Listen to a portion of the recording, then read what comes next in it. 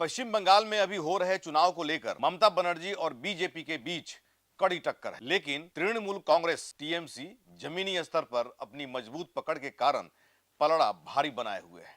हालांकि केंद्र सरकार की नीतियों, केंद्रीय एजेंसियों की सक्रियता और बीजेपी के आक्रामक प्रचार से मुकाबला बेहद दिलचस्प हो गया है।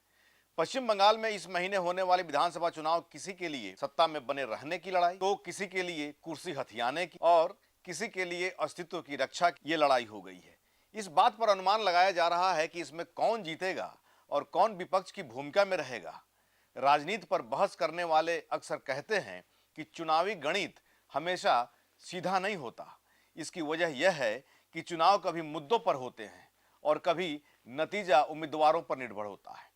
इसमें कई बार एकदम अलग अलग समीकरण काम करते हैं। पश्चिम बंगाल चुनाव के इस समीकरण में कई राजनेता अहम भूमिका निभा रहे हैं। इनमें से कोई चुनाव लड़ रहा है तो कोई दूसरों के समर्थन में प्रचार कर रहा है। कई लोग बंगाल के रहने वाले नहीं हैं, लेकिन ये लोग किसी न किसी तरीके से इस चुनाव में अहम किरदार के तौर पर उभरे हैं। नमस्कार, आदाब, सत श्री अकाल। मैं हूं मनोज नारायण सिंह और आप देख रहे हैं मंथन टुडे। ममता बनर्जी का जमीनी आधार, मां माटी मानुष का नारा और राज्य में 2011 से लगातार सत्ता में बने रहना उनकी ताकत है। तो बीजेपी ने अपनी केंद्रीय ताकत का इस्तेमाल करते हुए बंगाल में मुख्य विपक्षी दल के रूप में अपनी स्थिति मजबूत की है। 294 सीटों वाली विधानसभा में मुख्य मुकाबला इन दो धुरंधरों के बीच है, जिसमें हिंसा और केंद्रीय हस्तक्षेप के मुद्दे हावी हैं। संसदीय लोकतंत्र में ममता 4 दशक से भी लंबे समय से सक्रिय हैं। ममता बनर्जी लंबे समय से आम लोगों के बीच मुख्यमंत्री की बजाय दीदी के तौर पर अपनी पहचान बनाने का प्रयास करती रही हैं। महिला मुख्यमंत्री के तौर पर उनका कार्यकाल जनसंपर्क और लड़ाकू नेता की छवि ने आम लोगों में उनकी अलग पहचान बनाई है। वह बार बार कहती रही हैं कि तृणमूल कांग्रेस संगठन की नींव मजबूत करने के लिए वह कड़े फैसले लेने से भी नहीं हिचकेगी। उनकी पार्टी बीजेपी के खिलाफ लगातार मुखर रही है।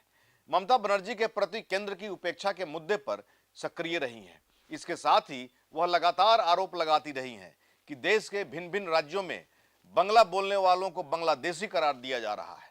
मतदाता सूची के विशेष गहन पुनरीक्षण यानी एसआईआर के सवाल पर बीजेपी पर आरोप लगाने के साथ ही इस मुद्दे पर राज्य के लोगों के हित में दलील देने के लिए वह वकील के तौर पर सुप्रीम कोर्ट में बहस कर चुकी हैं। तृणमूल कांग्रेस ममता की इस तारणहार वाली भूमिका का भी बड़े पैमाने पर प्रचार कर रही है। विशेषज्ञों का कहना है कि लक्ष्मी भंडार, कन्याश्री, स्वास्थ्य साथी और हाल ही में शुरू की गई युवा साथी जैसी योजनाएं इस महीने होने वाले चुनाव पर असर डाल सकती है। कई लोग मानते हैं कि बीते कई चुनाव में तृणमूल कांग्रेस की जीत में महिला और मुसलमान वोटरों की उल्लेखनीय भूमिका रही है।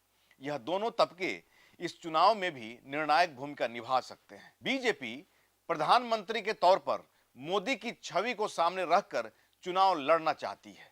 यह एक बड़ा फैक्टर हो सकता है। दूसरी ओर अमित शाह को बीजेपी का मुख्य चुनावी रणनीतिकार माना जाता है। यह दोनों नेता अपनी जनसभा और चुनावी रैलियों में केंद्र सरकार की विकास योजनाओं का ब्यौरा देने के साथ ही तृणमूल कांग्रेस पर केंद्रीय योजनाओं का लाभ राज्य के आम लोगों तक न पहुंचने देने का भी आरोप लगा रहे हैं। बीजेपी इसके साथ ही सीमा पार से घुसपैठ, भ्रष्टाचार और चंदा उगाही के आरोपों पर तृणमूल कांग्रेस पर सीधा निशाना साधती रहती है। इस चुनाव में भी पार्टी ने इसे ही अपना हथियार बनाया है। पॉलिटिकल एक्सपर्ट बताते हैं कि ममता का सबसे बड़ा करिश्मा राष्ट्रीय स्तर पर विपक्षी नेता के तौर पर है।